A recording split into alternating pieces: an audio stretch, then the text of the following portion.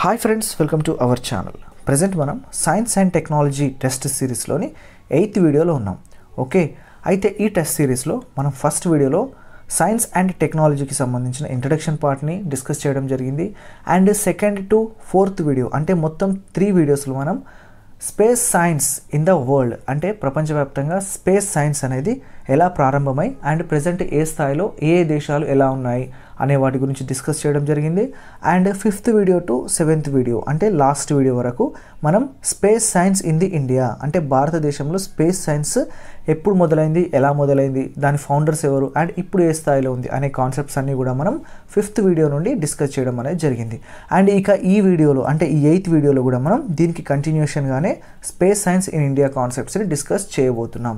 అంటే ఓవరాల్గా చూస్తే ఈ టెస్ట్ సిరీస్లో మనకు ఇది 8th వీడియో అయినప్పటికీ ఇక్కడ స్పేస్ సైన్స్ ఇన్ ఇండియా అనే సిరీస్లో ఇది 4th వీడియో.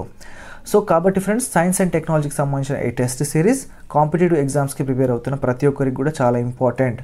కాబట్టి ప్రతి ఒక్కరు కూడా ఈ వీడియోని ఎవరైతే ఫస్ట్ టైం చూస్తున్నారో దీనికి ఈ సిరీస్లో ప్రీవియస్ వీడియోస్ అండ్ నెక్స్ట్ రాబోయే వీడియోస్ని కూడా తప్పకుండా చూడండి. అండ్ సైన్స్ అండ్ టెక్నాలజీలో మీకు ఉన్న నాలెడ్జ్ని ఇంకా ఇంప్రూవ్ చేసుకోవడానికి మీకు ఈ సిరీస్ అనేది యూజ్ అవుతుందని మేము కాన్ఫిడెంట్గా చెప్పగలం. అండ్ ఫ్రెండ్స్, ఇక ఇప్పటివరకు మా వర్క్ని సపోర్ట్ చేస్తూ వస్తున్న సబ్స్క్రైబర్స్కి అండ్ వ్యూవర్స్కి అందరికీ కూడా మేము హార్ట్ఫుల్గా థ్యాంక్స్ చెప్పుకుంటున్నాం. అండ్ అలాగే ఎవరైతే ఫస్ట్ టైం ఈ వీడియోని వాచ్ చేస్తున్నారో తప్పకుండా ఛానల్ని సబ్స్క్రైబ్ చేసుకోవడం మాత్రం మర్చిపోవద్దు. అండ్ అలాగే ఈ వీడియోని చూస్తున్న ప్రతి ఒక్కరు కూడా లైక్ కూడా చేయడం మర్చిపోకండి. ఎందుకంటే మీరు ఇచ్చే లైక్సే మాకు ఎంకరేజ్గా అండ్ మోటివేషనల్గా ఉంటూ ఇంకా బెటర్గా వర్క్ చేయడానికి మాకు ఎనర్జీని ఇస్తుంటాయి. సో ఫ్రెండ్స్, ఇక మనం ఈ వీడియోలోని మెయిన్ కంటెంట్లోకి మూవ్ అయిపోదాం.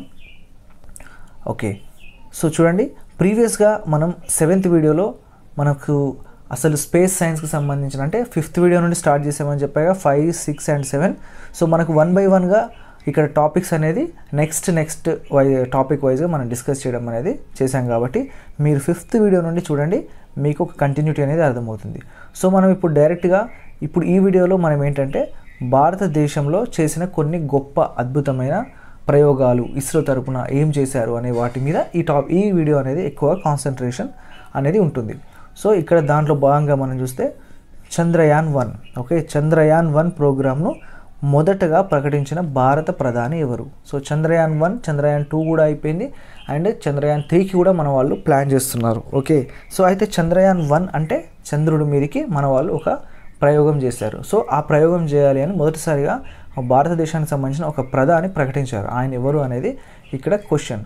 సో ఇక్కడ మనకు రైట్ ఆన్సర్ వచ్చేసి అటల్ బిహారీ వాజ్పేయి, ఏబి వాజ్పేయి. సో ఈయన మనకు ప్రధానిగా ఉన్నప్పుడు దీన్ని అనౌన్స్ చేయడం జరిగింది. మరి అది ఏ సంవత్సరం అంటే 2003. ఓకే, 2003. సో ఈయన మనకు 1999 నుండి 1999 నుండి 2004 వరకు మొత్తం 5 years ఈయన ప్రైమ్ మినిస్టర్గా ఉన్న కాలం. సో 2003లోనే ఫస్ట్ టైంగా చంద్రయాన్ అనే కాన్సెప్ట్ని అనౌన్స్ చేశారనమాట ఈయన ప్రధానిగా ఉన్నప్పుడు. Okay, now we move to the question number 2. Chandrayaan 1 project director ఎవరు? ఓకే, సో ప్రతి ప్రాజెక్ట్ ఒక డైరెక్టర్ ఉంటారు కదా. సో ఆ రకంగా అప్పుడు దీనికి ఉన్న డైరెక్టర్ ఎవరు? దీనికి ఎవరిని డైరెక్టర్గా నియమించారంటే సో చూడండి, మలయ స్వామి అన్నాదురై అనే పర్సన్ ఎవరైతే ఉన్నారో ఇతను అప్పుడు మనకు చంద్రయాన్ 1కి డైరెక్టర్ అనమాట. ఓకే, చంద్రయాన్ 1 ఇది. Okay, next question number 3. Chandrayaan 1 ప్రయోగానికి సంబంధించిన సరి అయిన అంశాలను గుర్తించండి. సో మనం ఇప్పుడు చంద్రయాన్ 1 గురించే ఉన్నాం, నెక్స్ట్ చంద్రయాన్ 2కి వెళ్తాం. సో కన్ఫ్యూజ్ అవ్వద్దు. చంద్రయాన్ 1 కొన్ని కాన్సెప్ట్స్ డిఫరెంట్గా ఉంటాయి, చంద్రయాన్ 2 డిఫరెంట్గా ఉంటుంది. చంద్రయాన్ 1 యొక్క ఆబ్జెక్టివ్ వేరు, దాని ఎయిమ్ వేరు. చంద్రయాన్ 2 యొక్క ఎయిమ్ అనేది మనకు వేరుగా ఉంటుంది. ఓకే, సో ఇక్కడ చూడండి, చంద్రయాన్ 1కి సంబంధించిన అంశాలు చూస్తే 1 by 1గా ఫస్ట్ స్టేట్మెంట్ హియర్ 2008 అక్టోబర్ 22న PSLV C11 ద్వారా షార్ నుండి ఈ ప్రయోగం జరిగింది. ఎప్పుడు 2008 October. Okay, so 22. So PSLV C11 అనేది ఇది ఒక లాంచ్ వెహికల్ అంటే రాకెట్. దీని ద్వారా షార్ అంటే ఏంటి? Sriharikota high altitude and ranging. So nothing but Sriharikota. Okay, దీన్నే సతీష్ ధావన్ స్పేస్ సెంటర్ అని కూడా అంటారు కదా, శ్రీహరికోటలో ఉంది. సో దీని నుండి ప్రయోగం జరిగింది. ఎక్కువగా మనకు అక్కడ నుండే జరుగుతుంటే దాంట్లో ఎలాంటి డౌట్ లేదు. అండ్ సెకండ్ వన్, చంద్రుని ఆవిర్భావం మరియు చంద్రునిపై నీటి జాడలు ఖనిజ వనరుల గుర్తింపు ఈ ప్రయోగం యొక్క ముఖ్య ఉద్దేశం. సో చంద్రుడి పైన ఏంటి, నీటి జాడలు అలాగే ఖనిజ వనరులు ఏమేమి ఉన్నాయి అనేది గుర్తించడం ఈ ప్రయోగం ముఖ్య ఉద్దేశం. అండ్ మనకు దీంట్లో ఒక అద్భుతం ఏం సాధించారంటే మన ఇస్రో వారు చంద్రుడి పైన నీరు ఉంది అని కన్ఫర్మ్ చేసింది, మొట్టమొదటిసారిగా ప్రపంచానికి తెలియజేసింది చంద్రయాన్ 1 తర్వాత. అంటే అంతకుముందు ఊహాగానాలు ఉన్నప్పటికీ మనకు అక్కడ ఉన్నాయని ఖచ్చితత్వంతో చెప్పిన ప్రపంచానికి చెప్పింది ఏది అంటే చంద్రయాన్ 1. ఓకే, అండ్ అలాగే థర్డ్ వన్ చూడండి, 2009 ఆగస్ట్ 28న సెన్సార్లు ఫెయిల్ అవ్వడంతో సిగ్నల్స్ రావడం ఆగిపోయాయి. దట్ మీన్స్ మనకు 1 ఇయర్ వరకు అది పనిచేసింది. ఆ తర్వాత సెన్సార్స్ నుండి అంటే చంద్రయాన్ 1లో పంపించిన సెన్సార్స్ ఏ ఉన్నాయో అక్కడ నుండి సిగ్నల్స్ అనేది మనకు బ్యాక్ రాలేదు. కాబట్టి అంటే అది స్టిల్ అక్కడ ఉండొచ్చు, బట్ దాంతో మనకు ఒక కమ్యూనికేషన్ అనేది బ్రేక్ అయిపోయింది. కాబట్టి సో అప్పటి వరకు వచ్చిన ఇన్ఫర్మేషనే మన దగ్గర రికార్డ్ అవ్వడం జరిగింది. సో ఓవరాల్గా ఇక్కడ చూస్తే మనకు ఏవైతే ఇక్కడ ఉన్నాయో మొత్తం కూడా 3 స్టేట్మెంట్స్ కూడా ఇక్కడ సరి అయినవి.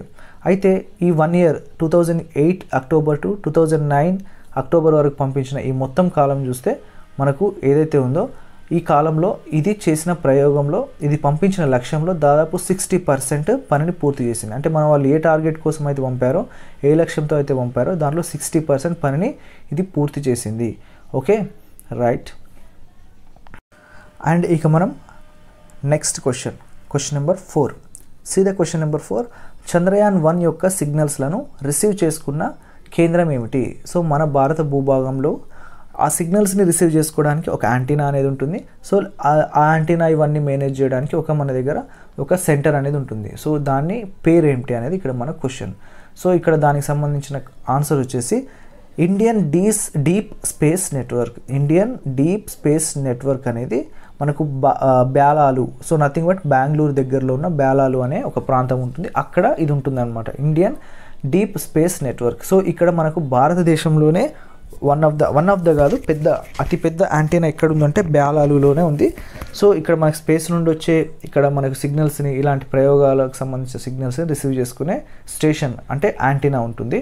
చంద్రయానే కాదు, దీనికి ముందు పంపించిన చంద్రయాన్తో పాటు ఆ తర్వాత పంపిన మాస్ ఆర్బిటరీ మిషన్ ఏది ఉందో దానికి సంబంధించింది కూడా సిగ్నల్స్ని రిసీవ్ చేసుకుంది కూడా మనకు ఈ ఇండియన్ డీప్ స్పేస్ నెట్వర్క్ అన్నమాట. భారతదేశంలో అతిపెద్ద యాంటీనా ఉన్న సెంటర్ అనమాట ఇది. ఓకే, సో అది ఫ్రెండ్స్ చాలా ఇంపార్టెంట్. అండ్ నెక్స్ట్ క్వశ్చన్ చూద్దాం. Question number 5.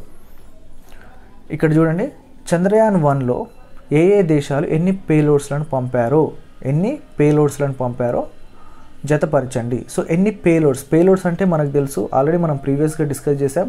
పేలోడ్స్ అంటే నథింగ్ బట్ ఏదైతే రాకెట్ ఉంటుందో అది పిఎస్ఎల్వి కావచ్చు, జిఎస్ఎల్వి కావచ్చు, వాట్ ఎవర్ వేరే దేశాల వాళ్ళకి సంబంధించిన ఎనీ రాకెట్. సో ఏదైతే ఒక వస్తువుని పైకి తీసుకెళ్తుందో దానినే పేలోడ్ అంటారు.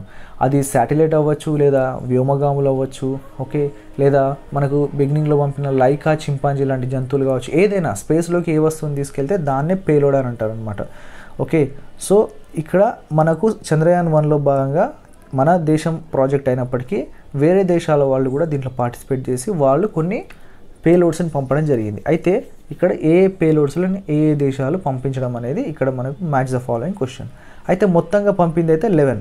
ఓకే, 11 పేలోడ్స్ అనేది వేరే దేశాల వాళ్ళందరూ కలిసి పంపారు. దాంట్లో మన దేశం నుండి ఇక్కడ డైరెక్ట్గా ఆన్సర్ చూడండి, ఇస్రో వాళ్ళు పంపిన 5 పేలోడ్స్లను పంపారు మన దేశం నుండి. నాసా వారు 2 పంపారు, అండ్ యూరోపియన్ స్పేస్ ఏజెన్సీ వారు 3 పంపారు, అండ్ బల్గేరియా అనే వాళ్ళు 1 పంపారు. అంటే మొత్తం ఇవి ఎన్ని అవుతున్నాయి? 11 అనమాట. ఓకే, మొత్తం 11. సో ఇక్కడ నేను match the following, so just ఆపోజిట్లో కరెక్ట్గా ఇచ్చేసాయి కాబట్టి right answer okay option D అనమాట. 1A, 2B, 3C and 4D. ఓకేనా, రైట్. ఇప్పుడు మనం క్వశ్చన్ నెంబర్ 6 చూడండి. చంద్రుడు పైకి యాత్ర చేపట్టిన మొదటి దేశం అమెరికా కాగా భారతదేశం ఎన్నో స్థానంలో నిలిచింది? సో చూడండి, సో ఇప్పటి వరకు మనం చూస్తే చంద్రయాన్ 1 గురించి మాట్లాడుకున్నాం. అంటే చంద్రయాన్ 1 అనే కాన్సెప్ట్ వరకే మనం చూస్తే, అయితే ఇక్కడ మనం డిస్కస్ చేస్తుంది వచ్చేసి చంద్రయాన్ 1 అనే దాని అప్పటి వరకు భారతదేశం యొక్క స్పేస్ రీసెర్చ్ ఎక్స్పెరిమెంట్స్ని బేస్ చేసుకుని ఇక్కడ మనం క్వశ్చన్ని ఫామ్ చేయడం అనేది జరిగింది. అంటే చంద్రయాన్ 1 అనేది యాత్ర చేపట్టే టైంకి అలాంటి యాత్ర చంద్రుడిపైకి అలాంటి ఎక్స్పెరిమెంట్లు చేసిన దేశాలలో తొలి దేశం మనకి ఇక్కడ ఏది ఉంది అంటే అమెరికా ఉంది. సో అమెరికా అప్పుడు తొలి స్థానంలో ఉంటే ఇక్కడ అలాంటి చంద్రుడిపైకి యాత్ర చేసిన దాంట్లో భారతదేశం యొక్క స్థానం ఎంత ఉంది ఆ టైంలో అనేది ఇక్కడ మన యొక్క క్వశ్చన్ అనమాట. సో ఇక్కడ రైట్ ఆన్సర్ వచ్చేసి 6వ స్థానం. ఓకే, సో 6వ స్థానం. జస్ట్ చంద్రుడిపైకి మన వాళ్ళు ల్యాండర్, రోవర్ ఇవన్నీ పంపలేదు, ఒక ప్రయోగం చేయడం అనేది జరిగింది. సో అది దానికి సంబంధించి చంద్రయాన్ 1 వరకే, అప్ టు చంద్రయాన్ 1 వరకు. ఓకే, ఈ record. Now we move to the question number 7. Question number 7 చూడండి. చంద్రయాన్ 2 ప్రయోగానికి సంబంధించిన సరైన అంశాలను గుర్తించండి. సో చంద్రయాన్ 1 అయిపోయింది, ఇప్పుడు చంద్రయాన్ 2కి వచ్చేద్దాం. సో ఈ ప్రయోగం ఎప్పుడు జరిగింది ఏంటి అనేది చూస్తే దీనిలో ఫస్ట్ స్టేట్మెంట్ చూడండి. 2019 జూలై 22 శ్రీహరికోటలోని సతీష్ ధావన్ స్పేస్ సెంటర్ 2వ లాంచ్ ప్యాడ్ నుండి ఈ ప్రయోగం జరిగింది. సో అంటే దీని అర్థం ఏంటి, 2వ లాంచ్ ప్యాడ్ అనేది కూడా మనకు అక్కడ ఉంది. అంటే లాంచ్ ప్యాడ్ అంటే శాటిలైట్స్ని ప్రయోగించే కేంద్రం, దాన్నే లాంచ్ ప్యాడ్ అంటారు. అంటే ఆ స్టేషన్ అంటే జస్ట్ లైక్ ఒక ప్లాట్ఫామ్ టైప్, ట్రైన్కి ఎలా అయితే ప్లాట్ఫామో శాటిలైట్స్ని అలా ప్రయోగించడానికి ఉండేదాన్నే మన వాళ్ళు ఏమంటారంటే లాంచ్ ప్యాడ్ అంటారు. సో అలాంటిది 2వ లాంచ్ ప్యాడ్ నుండి ఈ ప్రయోగం అనేది చేయడం జరిగింది. ఓకే, అండ్ సెకండ్ చూడండి, జియో స్టేషనరీ ట్రాన్స్ఫర్ ఆర్బిట్ కక్షలో దీన్ని ప్రయోగించడం అనేది చేశారు. దేంట్లోకి, GTO, nothing but geostationary transfer orbit. Okay, and next ఈ ప్రయోగంలో 3 పరికరాలతో మొత్తం 13 పేలోడ్స్లను ఉపయోగించారు. మొత్తం ఎన్ని పేలోడ్స్? 13 పేలోడ్స్ అండ్ 3 పరికరాలు, 3 డిఫరెంట్ పరికరాలు. సో అవేంటి అనేది మనకు నెక్స్ట్ వచ్చే క్వశ్చన్స్లో అర్థమవుతుంది.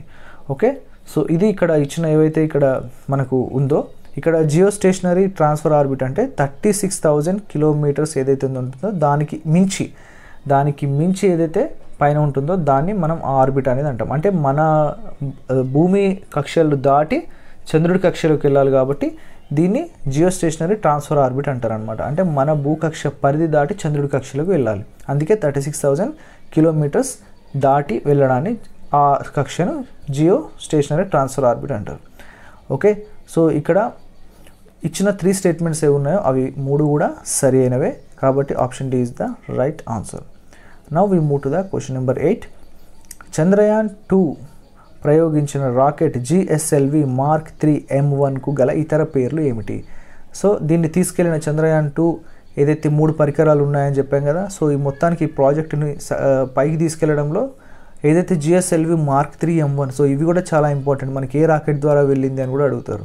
GSLV Mark 3 M1 అయితే దీనికి ఇతర పేర్లు ఏంటి అని అంటే, number 1 Baahubali rocket, number 2 naughty boy and number 3 fat bye. ఈ 3 పేర్లు ఏమున్నాయో ఈ 3 పేర్లు కూడా వేరు పేర్లు అనమాట మనకి ఇక్కడ ఏదైతే ఈ రాకెట్ ఉందో దానికి, కాబట్టి పైవన్నీ కూడా సరైనవే. సో ఆ రకంగా పిలవడం అనేది జరిగింది. 2000 ఎప్పుడైతే మనకు ప్రయోగించారో, 2019లో ఎప్పుడైతే ప్రయోగించారో ఆ టైంలో మనకు ఆ రాకెట్కి అంటే చాలా పెద్ద ప్రాజెక్ట్ కాబట్టి అలాంటి పేర్లు బాహుబలి అని, naughty boy and fat bye అని కూడా దీన్ని వేరు పేర్లతో పిలవడం జరిగింది. కాబట్టి రైట్ ఆన్సర్ వచ్చేసి పైవన్నీ కూడా మనకి ఇక్కడ right answer. Question number 9. Chandrayaan 2 యొక్క ముఖ్య లక్ష్యం ఏమిటి? అసలు దేనికోసం చంద్రయాన్ 2ని మనకు చేయాలనుకున్నారు, ఆ ప్రయోగం ఎందుకు చేయాలనుకున్నారంటే చూడండి, ఫస్ట్ వన్ చంద్రుడిపై నీటి జాడలను మరింత లోతుగా పరిశీలించడం. సో చంద్రయాన్ 1 ద్వారా నీరు ఉంది అని తెలిసింది, కానీ నీరు ఏ స్థాయిలో ఉంది, ఏ ప్రదేశంలో ఉంది, సో ఇలాంటివి ఎంత లోతులో ఉంది, ఇలాంటివన్నీ కూడా తెలుసుకోవడం కోసం. అండ్ నెక్స్ట్ చంద్రునిపై హీలియం-3 వంటి వనరుల విస్తరణను గుర్తించడం. సో హీలియం-3 అనే ఏదైతే ఉందో ఇది అక్కడ ఎంత ఉంది, అది అనేది ఏ స్థాయిలో విస్తరించింది అక్కడున్న సాయిల్లో, ఓకే అనేది ఇక్కడ వీళ్ళ టార్గెట్. సో ఇక్కడ 2 కూడా వీళ్ళ లక్ష్యాలు కాబట్టి ఆప్షన్ సి 1 and 2 2 కూడా సరి అయినవి అనేది ఇక్కడ మన right answer. Okay, so now we move to the question number 10.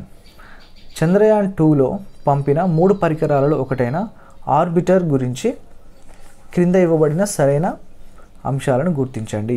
So చూడండి, చంద్రయాన్ 2లో మనకు మొత్తం 3 పరికరాలు పైకి పంపించారు అని చెప్పుకున్నాం కదా.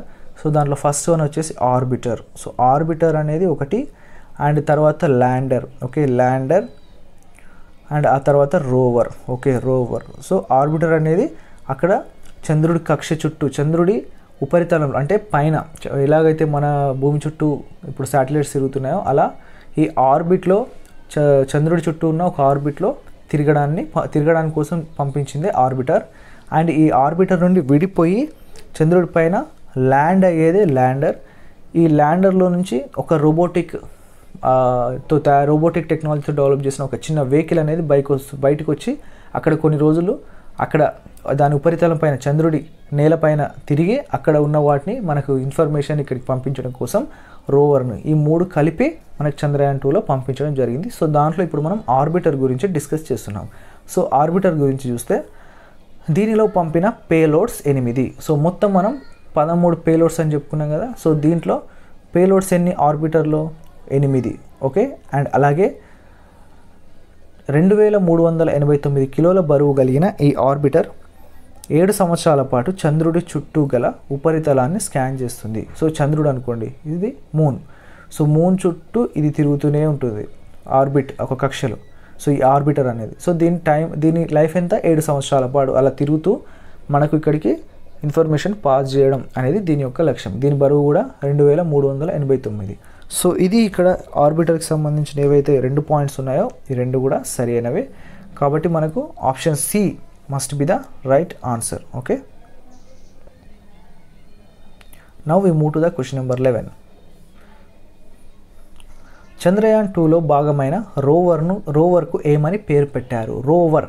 సో ల్యాండర్ నుంచి విడిపోయిన భాగం రోవర్ అని చెప్పుకున్నాం. సో ఇక్కడ రోవర్కి ఒక పేరు పెట్టారనమాట. అది రోవర్ అనేది టెక్నికల్ వర్డ్, కాకపోతే దానికి మన ఇస్రో వాళ్ళు ప్రత్యేకంగా మరొక నేమ్ పెట్టారు. అది ఏంటి అని అంటే ఇక్కడ answer Pragyan.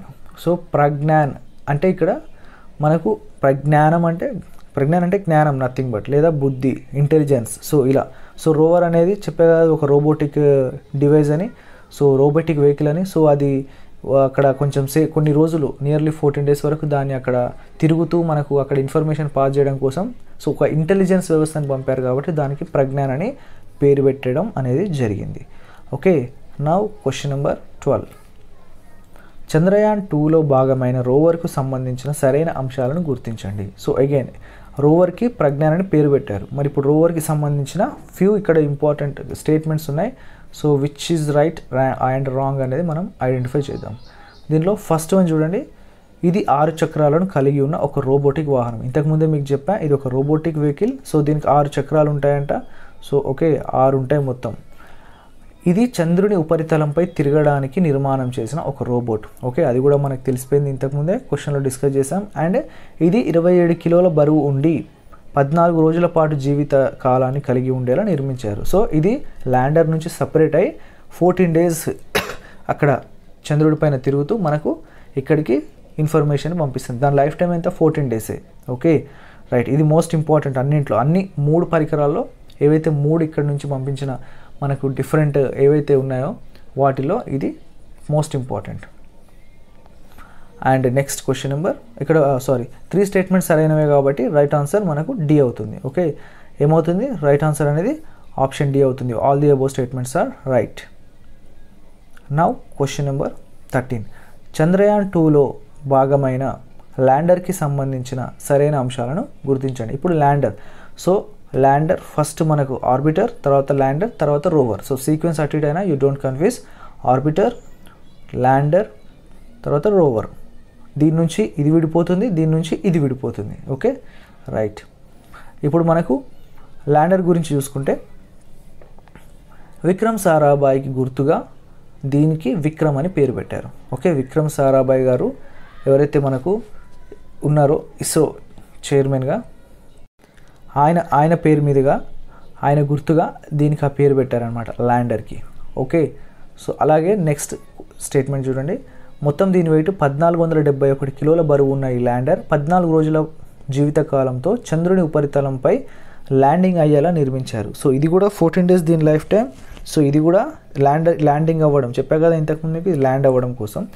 And 2019 third statement, 2019 September 7న విక్రమ్ ల్యాండర్ చంద్రుని దక్షిణ ధ్రువంపై ల్యాండ్ అవుతున్న సమయంలో, మోస్ట్ ఇంపార్టెంట్ ఇది, సమయంలో 2.1 కిలోమీటర్ల దూరంలో ఇస్రోతో కమ్యూనికేషన్ తెగిపోయింది. సో ఇది చాలామంది అప్పుడు విజువల్గా టీవీలో చూసే ఉంటారు.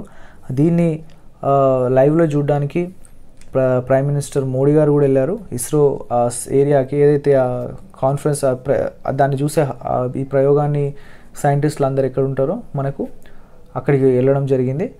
అయితే అప్పుడు అనుకోకుండా అన్ఎక్స్పెక్టెడ్గా ఏమైందనంటే 2019 సెప్టెంబర్ 7 మోస్ట్ ఇంపార్టెంట్ ఇది. సో ఏదైతే మనము చంద్రుని చుట్టూ ఆర్బిటర్ అనేది తిరుగుతుందని చెప్పాం కదా, దీని నుంచి ల్యాండర్ విడిపోయింది. సో ఎల్ ఫర్ ల్యాండర్, ఇది విడిపోయి మనకి చంద్రుడి పైన ల్యాండ్ అవ్వాలి. ల్యాండ్ అవ్వడం అంటే ఏరోప్లేనో లేకుంటే ఇదే హెలికాప్టర్ ల్యాండ్ అయినట్టు కాదు. సో అట్లా రోల్ అవ్వకుంటూ వెళ్ళిపోతుంది, దాన్ని ఫుల్లీ సెక్యూర్గా టైట్గా తయారు చేస్తారు. సో అలా ల్యాండ్ అయిన తర్వాత అది మళ్ళీ దాని ప్రాపర్ పొజిషన్కి వచ్చేసి కొంచెం అక్కడ సెట్ అయిపోయాక దాని నుంచి రోవర్ రావాలి. అయితే ఇలా ల్యాండ్ అవ్వడానికి కొంచెం ముందు, అంటే జస్ట్ అవుతుంది ఇంకా కొంచెం సేపట్లో అనుకున్నప్పుడు, చంద్రుడి ఉపరితలం నుండి 2.1 కిలోమీటర్ల దూరంలో దక్షిణ ధ్రువంలో అంటే సదరన్ పోలార్ రీజియన్ ఆ ఏరియాలో ఇస్రో తోటి కమ్యూనికేషన్ కట్ అయిపోయింది. అంటే అది సంథింగ్ అక్కడ సమ్ టెక్నికల్ ప్రాబ్లమ్స్ కావచ్చు, లేకుంటే అక్కడ వాతావరణంలో ఇక్కడ నుంచి మనం పంపిన ఏదైతే ల్యాండర్ ఉందో అది అక్కడ అడ్జస్ట్ కాలేక టెక్నికల్గా డిస్టర్బ్ అయి ఉండొచ్చు, వాట్ ఎవర్. సో దాంతో కమ్యూనికేషన్ అనేది బ్రేక్ అయిపోయింది. సో అది మొత్తం డిస్ట్రాయ్ అయి ఉండొచ్చు, లేకపోతే ఆ ల్యాండ్ అయిన తర్వాత మనతోటి కమ్యూనికేషన్ కట్ అయిపోయి ఉండొచ్చు, ఆ ల్యాండ్ అయ్యే పొజిషన్ కూడా కరెక్ట్గా అయి ఉండకపోవచ్చు. So there are different reasons behind the landing. Okay, so ఈ రకంగా మనకు ఇది పాక్షికంగా మాత్రమే ఈ ప్రయోగం సక్సెస్ అయింది. సో అది ల్యాండర్ కూడా లాంచ్ అయ్యి అక్కడ నుండి రోవర్ బయటకు వస్తే 100% సక్సెస్ అయినట్టు ఉండేది. సో కానీ అన్ఫార్చునేట్ అలా అయింది, రైట్. కానీ మన సైంటిస్టులు పెట్టిన ఎఫర్ట్కి సో చాలామంది వేరే దేశాల వాళ్ళు కూడా చాలా అప్రిషియేట్ చేయడం అనేది జరిగింది. అండ్ ఓకే, ఇది ఓవరాల్గా ఇక్కడ ఇచ్చిన స్టేట్మెంట్స్ ఏవైతే ఉన్నాయో చంద్రయాన్ 2కి సంబంధించిన ల్యాండర్కి సంబంధించినవి ఇవి రైట్ అనమాట. So option D is the right answer, ఎందుకంటే అన్ని స్టేట్మెంట్స్ కూడా సరైనవి. Now question number 14. చంద్రయాన్ 2లోని 13 పేలోడ్స్తో పాటు నాసాకు చెందిన లేజర్ రిట్రో రిఫ్లెక్టోమీటర్ అరే, ఏంటి లేజర్ రిట్రో రిఫ్లెక్టోమీటర్ అరేను ఏ పరికరానికి అమర్చారు? మొత్తం మనకి ఇక్కడ 3 డివైజెస్ వెళ్ళాయి చంద్రయాన్ 2లో. దాంట్లో నాసా వాళ్ళు కూడా ఒకటి ఇచ్చారనమాట. అది ఒక ఐటెంని డివైడ్ చేశారు, ఒక డివైస్ని. దాని పేరే లేజర్ రిట్రో రిఫ్లెక్టోమీటర్ అరే. దీన్ని ఈ 3 డివైజెస్ ఏవైతే మన వాళ్ళు పరికరాలు పెట్టారో దాంట్లో దేనితోటి అటాచ్ చేశారు, దేనికి దాన్ని సెట్ చేశారు, అటాచ్ చేశారు అనేది ఇక్కడ క్వశ్చన్. సో దానికి ఇక్కడ మనం చూస్తే రైట్ ఆన్సర్ వచ్చేసి మనకు ఇక్కడ ల్యాండర్. సో ల్యాండర్కి దాన్ని అటాచ్ చేసి పంపించారనమాట. ఓకే, సో ఇది ఇక్కడ మన question and answer. Now we move to the question number 15. Chandrayaan 2లో ప్రయోగం ద్వారా చంద్రుడిపైకి పరిశోధన చేసిన దేశాల జాబితాలో భారతదేశం ఏ స్థానంలో నిలిచింది? చూడండి, చంద్రయాన్ 2 వచ్చేసి ఏంటంటే డైరెక్ట్ చంద్రుడి మీదకే అక్కడికి ఒక రోవర్ని పంపడం. సో ఇలాంటి ఈ టైప్ ఆఫ్ ఎక్స్పెరిమెంట్ ఇంతకుముందు కొన్ని దేశాలు చేశాయి. సో ఇలా చేసిన దేశాల జాబితాలో భారతదేశం ఏ జాబితాలో ఉంది? సో చూడండి, ఇక్కడ మీకు మళ్ళీ ఒకటి రిమైండ్ చేస్తున్నా. చంద్రయాన్ 1 అనేది చంద్రుడి చుట్టూ, చంద్రుడి దగ్గరికి, అంటే ఇట్లా ల్యాండర్ రోవర్ అనేది లేదు. సో చంద్రుడి మనకు అక్కడ ఈ టైప్ కాకుండా జస్ట్ చంద్రయాన్ అనేది వేరే రకంగా, సో ఆ రకంగా చేసింది ఫస్ట్ టైం అనమాట. అలాంటి దేశాల జాబితాలో భారతదేశం 6వ స్థానంలో ఉంది, ఇంతకుముందు మనం చెప్పుకున్నాం. అయితే ఇలా ఇక్కడికి చంద్రయాన్ 2కి వచ్చేసరికి ఏమైందంటే చంద్రుడి పై పరిశోధనలు, చూడండి ఈ సెంటెన్స్ చూడండి, చంద్రుడి పై పరిశోధనలు, చంద్రుడిపై దిగి అక్కడ పరిశోధనలు చేసిన దేశాల జాబితాలో ఇక్కడ మనకు భారతదేశం చంద్రయాన్ 2లో వచ్చేసరికి ఏ స్థానానికి వచ్చేసిందని అంటే ఇక్కడ మనకు 4వ స్థానంలోకి వచ్చింది, 4వ స్థానంలోకి. మరి దీనికంటే ముందు ఈ రకంగా చంద్రుడిపై ఇలాంటి ల్యాండర్ రోవర్స్ పంపించి ప్రయోగాలు చేసిన దేశాలు ఏవి అంటే, సో మనకి ఎప్పుడు ఉండే దేశాలే రష్యా ఉంటుంది అండ్ యూఎస్ఏ ఉంటుంది ఫస్ట్ అండ్ సెకండ్. దాని తర్వాత China. Okay, China, Russia, USA, China తర్వాత 4వ స్థానంలో ఇండియా అనేది ఉంది. Okay, right. Now question number 16. ISRO 3 వ్యోమగాములతో 7 రోజుల పాటు 2023 సంవత్సరం తర్వాత చేపట్టనున్న మానవ యాత్రను ఏమని అంటారు? ఓకే, సో చూడండి, ఇక్కడ ఇస్రో తొందరలో 3 వ్యోమగాములను పంపాలనుకుంటుంది. సో ఇప్పుడు ఆ యాత్రకు 2023 తర్వాత దాని పేరు ఏంటి అంటే గగన్యాన్. సో గగన్యాన్ అనేది దాని పేరు, right. Question number 17. Gaganyaan or స్కై క్రాఫ్ట్కి సంబంధించిన సరైన అంశాలను గుర్తించండి. దీనికి సంబంధించిన స్టేట్మెంట్స్ ఉన్నాయి, ఇక్కడ చూద్దాం. ఫస్ట్ వన్, గగన్ నాట్స్కు. సో గగన్ నాట్స్ అంటే ఎవరు? సో చూడండి, ఆస్ట్రోనాట్స్ అని అంటారు. అంటే యుఎస్ఏ నాసా వాళ్ళు పంపే ఎవరైతే వ్యోమగాములు ఉన్నారో వాళ్ళని ఆస్ట్రోనాట్స్ అంటారు. ఓకే, అలా మన దేశం నుంచి ఎవరైతే వేరు వేరు దేశాలు కాస్మోనాట్స్ అంటారు, రష్యా వాళ్ళు పంపేది. అట్లా ఇప్పుడు మన దేశంకి వచ్చేసరికి మన ఇండియా నుండి ఇస్రో పంపుతున్న వాళ్ళను మనం పెట్టుకున్న పేరు ఏంటంటే గగన్ నాట్స్. గగన్ నాట్స్ అంటే వ్యోమగాములు అని మనం అంటున్నాం కదా, వాళ్ళను టెక్నికల్గా గగన్ నాట్స్ అంటారు. Gaganauts are nothing but మన ఇండియా నుంచి స్పేస్లోకి వెళ్ళేవాళ్ళు. సో గగన్ నాట్స్లకు ఇస్రో ఎయిర్ ఫోర్స్లు కలిపి ఎంపిక చేస్తాయి. సో ఇప్పుడు స్పేస్లోకి వెళ్ళాలంటే వాళ్ళకు అన్ని రకాలుగా వాళ్ళు మెంటల్గా అండ్ ఫిజికల్గా సో వాళ్ళకు ఆ ఎలిజిబిలిటీ ఉందా లేదా, ఆ ఎబిలిటీస్ అన్నీ ఇక్కడ ఎవరెవరు కలిపి సెలెక్ట్ చేస్తారు ఆ టీమ్ని అంటే ISRO and air force. Okay, and అలాగే నెంబర్ 2, జిఎస్ఎల్వి MK3 ద్వారా 2023 తర్వాత ఈ మానవ యాత్ర షార్ నుండి ఇస్రో చేపట్టనుంది. ఓకే, 2023 తర్వాత. మరి ఇక్కడ rocket important, GSLV MK3. And దీంట్లో థర్డ్ స్టేట్మెంట్ చూడండి, రష్యా ఫ్రాన్స్ దేశాలు ఈ యాత్రకు సహకారం చేస్తున్నాయి. Russia and France. సో మరి రష్యా ఫ్రాన్స్ ఏ ఆస్పెక్ట్స్లో మనకి ఇక్కడ వీళ్ళకు హెల్ప్ చేస్తున్నాయి అనేది ఇక్కడ మనం నెక్స్ట్ క్వశ్చన్లో చూద్దాం.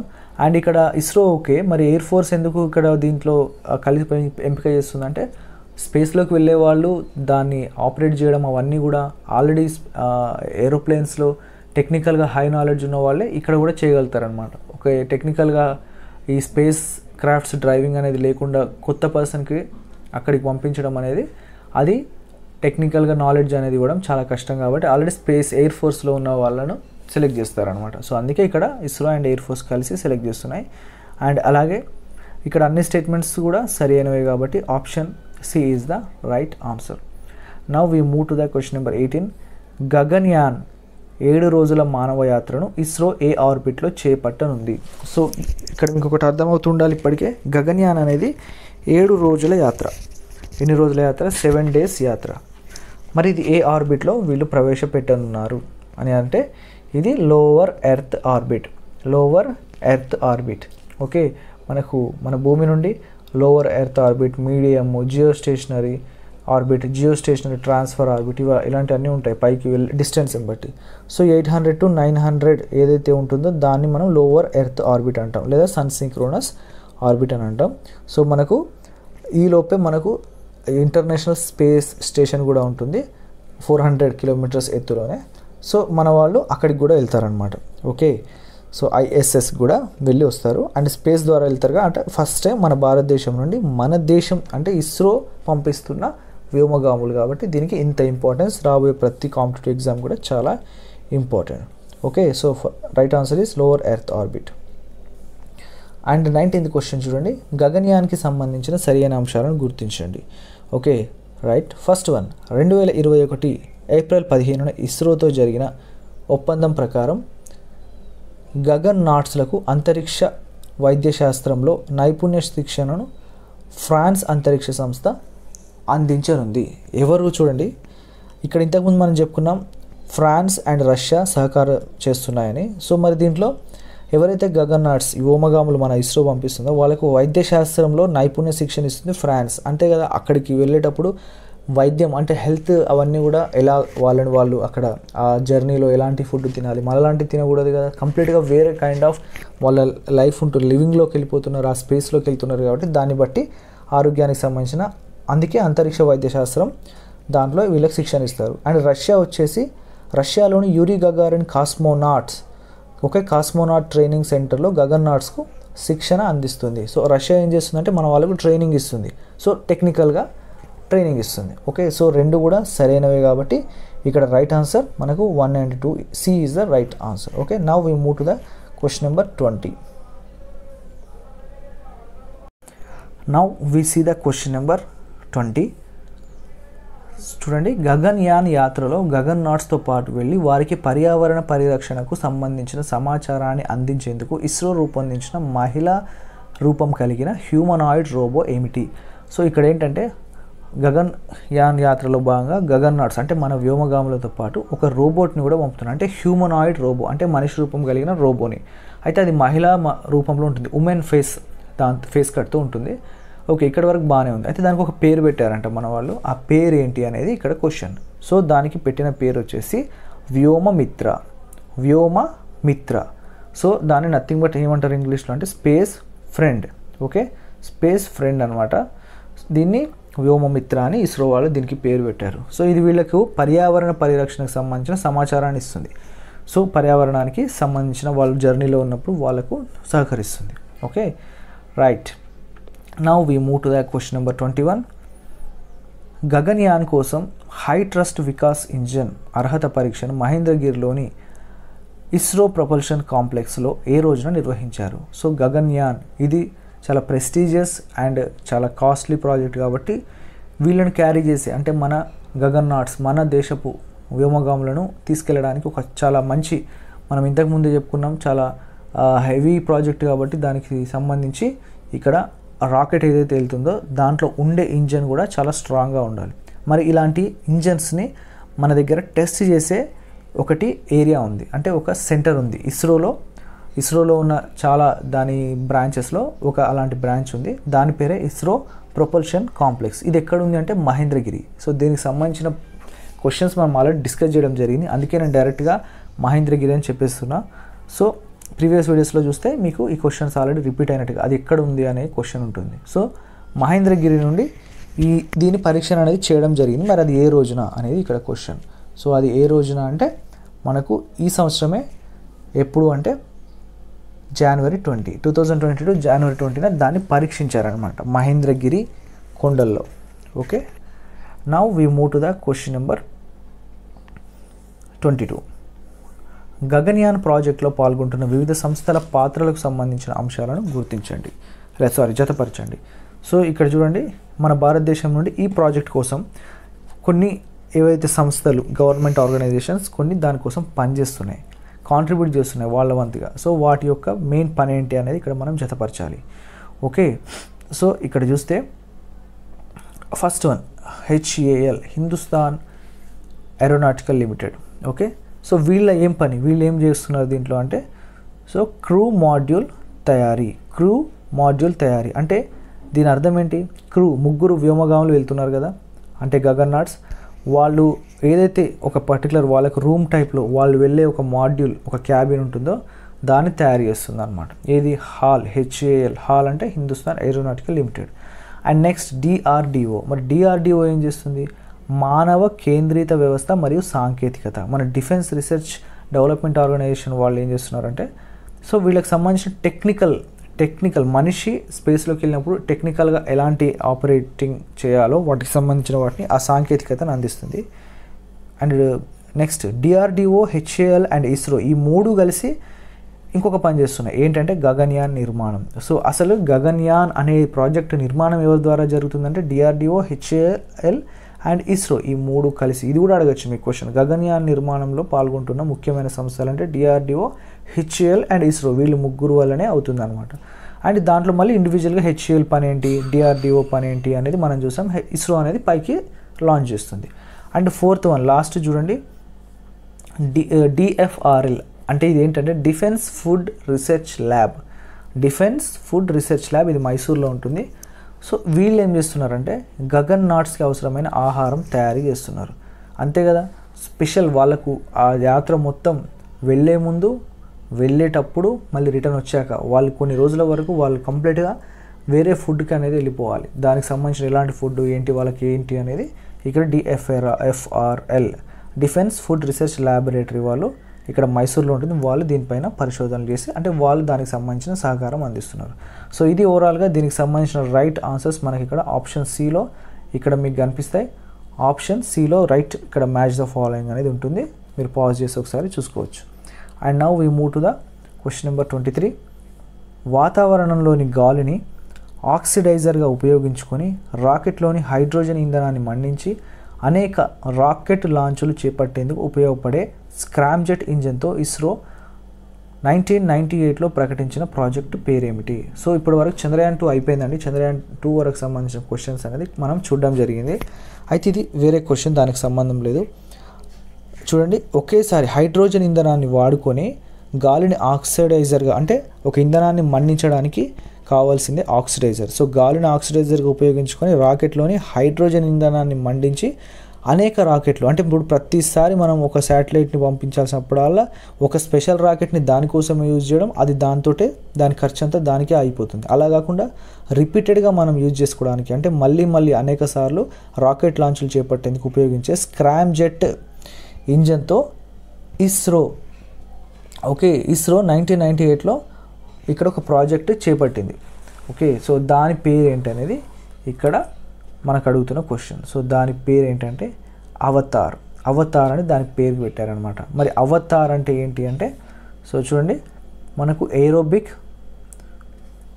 Vehicle for trans atmospheric hypersonic aerospace transportation. Okay, మళ్ళీ ఒకసారి చెప్తున్నాను చూడండి, aerobic vehicle for trans atmospheric hypersonic aerospace transportation, ఇది అవతార్ అనేది. సో ఇది 1998లోనే దీని గురించి ఆలోచించారంటే రిపీటెడ్గా మనం ఒకటే రాకెట్ తోటి ఎక్కువ శాటిలైట్స్ని లాంచ్ చేసే విధంగా ఒక టెక్నాలజీ ఉండాలని దీని గురించి ఈ పేరు పెట్టి స్టార్ట్ చేశారు. సో కాకపోతే ఇది పోస్ట్ పోన్ అయింది. అది ఎందుకనేది నెక్స్ట్ క్వశ్చన్లో మనకు అర్థమవుతుంది. సో చూడండి, శుక్రయాన్ 1 VOMకి సంబంధించిన అంటే VOM అంటే ఇక్కడ మనకేంటి, ఎలా అయితే మార్స్ ఆర్బిట్ మిషన్ మామ్ అని పేరు పెట్టామో ఇక్కడ వీనస్ అంటే మనకు శుక్రగ్రహం పైకి పంపించే ప్రాజెక్ట్ కాబట్టి దీన్ని వీనస్ ఆర్బిటర్ మిషన్ అని వీనస్ ఆర్బిటర్ మిషన్ అని దీనికి పేరు పెట్టడం జరిగింది. అయితే శుక్రయాన్ 1 ఆర్ VOMకి సంబంధించిన సరైన అంశాలను ఇక్కడ గుర్తించడం మన క్వశ్చన్. సో దీంట్లో చూడండి, ఫస్ట్ వన్ 2024 ఆర్ 2026లో శుక్రగ్రహం అధ్యయనానికి ఇస్రో GSLV Mach 3 ద్వారా ఈ ప్రయోగాన్ని చేపట్టనుంది. అండ్ సెకండ్ వన్, VOMలో భాగంగా ఇస్రోకు సహకరిస్తున్న సంస్థ Swedish institute of space physics అంటే స్విట్జర్లాండ్కి సంబంధించింది. స్వీడిష్ అంటే స్వీడన్కి సంబంధించింది, నాట్ స్విట్జర్లాండ్. ఓకే, సో ఇక్కడ Swedish institute of space physics అనేది ఏదైతే ఉందో దానికి సంబంధించి అంటే స్వీడన్ దేశానికి సంబంధించిన ఇన్స్టిట్యూట్ అనేది ఇక్కడ వీళ్ళతోటి సహకరిస్తుంది. అండ్ థర్డ్ స్టేట్మెంట్, VOM యొక్క కాల వ్యవధి 4 సంవత్సరాలుగా ఉండనుంది. సో ఓవరాల్గా ఇది శుక్రుడి మీదకి లేదా వీనస్ గ్రహం పైకి పంపనున్న మిషన్ అనమాట. దీనికి సంబంధించిన అన్ని స్టేట్మెంట్స్ కూడా సరి అయినవే. Option D is the right answer. ఇది 2024 ఆర్ 26లో చేయబోయే ప్రాజెక్ట్. దీనికోసం ఉపయోగిస్తున్న rocket most important GSLV Mach 3. దీన్నే మనం ఇంతకుముందు చంద్రయాన్ 2లో కూడా అండ్ అలాగే మనం ఎక్కడెక్కడ ఎలాంటి రాకెట్స్ వాడుతున్నాం అనేది కూడా మీరు చాలా అబ్జర్వ్ చేస్తూ వెళ్ళాలి. అలాంటివి కూడా క్వశ్చన్లో మనకు అడుగుతుంటారు అనమాట. Okay, right. Now we move to the question number 25. Reusable launch vehicle రూపకల్పనలో భాగంగా శాంపిల్ ఎక్స్పెరిమెంట్ను ఇస్రో శ్రీహరికోట నుండి ఏ సంవత్సరంలో May 23న చేపట్టింది. సో దీనికంటే ముందు ఒక పాయింట్ గుర్తు చేస్తాను మీకు. ఇంతకుముందు నేను మీకు చెప్పా కదా అవతార్ అని చెప్పేసి. సో ఈ అవతార్ అనే దాన్ని 1998లో దీని గురించి ఏం చేశారంటే ఒకటే మనం నెంబర్ ఆఫ్ రాకెట్స్ ప్రయోగించడానికి అంటే రీయూజ్ చేయడానికి లాంచ్ చేయడానికి మనకు ఒక వెహికల్ ఉండాలి అని చెప్పేసి దానికోసం అనుకున్నారు. కానీ అది చాలా ఎక్స్పెన్సివ్ అవ్వడం, సో దానికి చాలా టైం పడుతుందని చెప్పి దాన్ని ఆపేశారు. ఈలోపే ఏం చేశారంటే ఈలోపే మన వాళ్ళు ఇస్రో వాళ్ళు రీయూజబుల్ లాంచ్ వెహికల్ అనే దానికి సంబంధించిన ఒక శాంపిల్ ఎక్స్పెరిమెంట్ డెమాన్స్ట్రేషన్ కూడా చేశారు. అది ఫస్ట్ స్టేజ్లో సక్సెస్ కూడా అయింది. సో ఇప్పుడు ఏంటంటే అవతార్ అనే దానికి తర్వాత దాని నుండి ఆ ఐడియా నుండి వచ్చిందే ఇప్పుడు మనకు నెక్స్ట్ వచ్చిందే ఏది అని అంటే ఇక్కడ రాకెట్ రీయూజబుల్ లాంచ్ వెహికల్ అని అంటారు అనమాట. రాకెట్ రీయూజబుల్ లాంచ్ వెహికల్ ఈ ఎక్స్పెరిమెంట్ అనేది సక్సెస్ అయింది కాబట్టి దీన్ని డెవలప్ చేసే పనిలో ఇప్పుడు ఇస్రో ఉంది.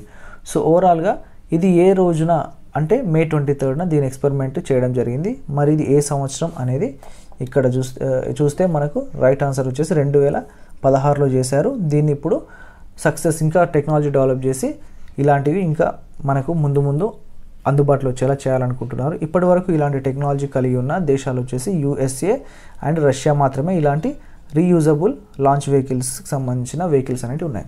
Okay, that's it friends, all about this video. So ఈ వీడియో మీకు చాలా ఇన్ఫర్మేటివ్గా ఉంది అని చెప్పేసి మేము ఆశిస్తున్నాం. అండ్ తప్పకుండా ఈ సిరీస్ మొత్తం చూడండి, మీరు సైన్స్ అండ్ టెక్నాలజీలో ఇంకా నాలెడ్జ్ని పెంచుకోండి. And thanks for watching the entire video and all the best to each and every one.